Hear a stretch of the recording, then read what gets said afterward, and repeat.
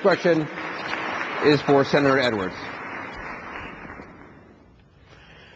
I'm Reverend Longcry. I'm the pastor of Exodus Missionary Outreach Church in Hickory, North Carolina.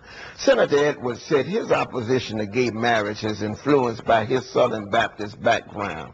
Most Americans agree it was wrong and unconstitutional to use religion to justify slavery, segregation, and denying women the right to vote.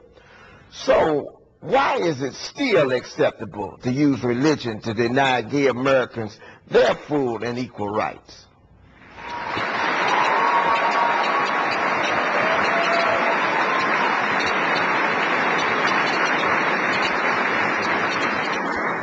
I think Reverend Longcry asks a very important question, which is whether it's right for any of our faith beliefs to be imposed on the American people when we're President of the United States. I do not believe that's right. I feel enormous personal conflict about this issue.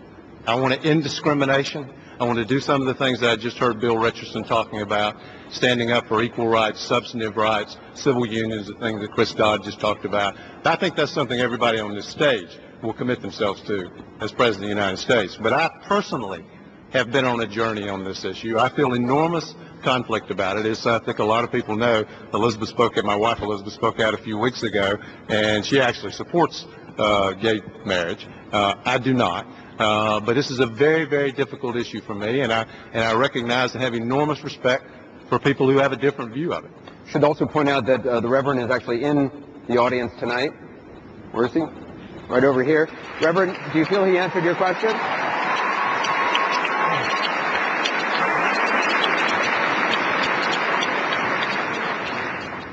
Well, this question was just a catalyst that promoted some other things that wrapped around that particular question, especially when it comes to fair housing practices. Also, do you think he answered the question then? Not like I would like to have heard it. What did you not hear?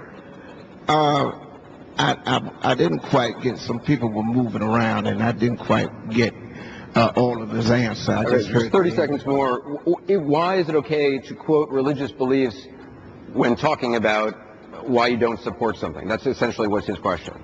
It's not. I mean, I've been asked a personal question, which is I think what Reverend Longcry is raising. And that personal question is, do I believe and do I personally support gay marriage? The honest answer to that is I don't.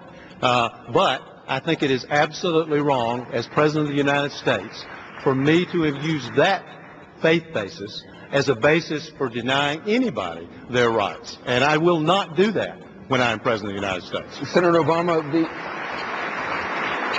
the laws banning interracial marriage in the United States were ruled unconstitutional in 1967. What is the difference between a ban on interracial marriage and a ban on gay marriage?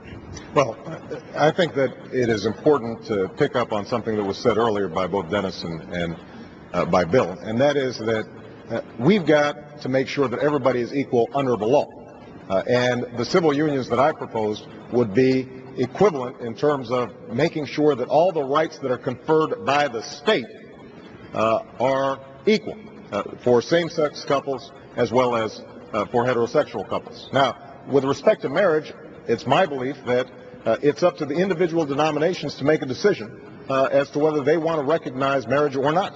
But in terms of the rights of people to transfer property, to have hospital visitation, all those critical civil rights that are conferred by our government, those should be equal.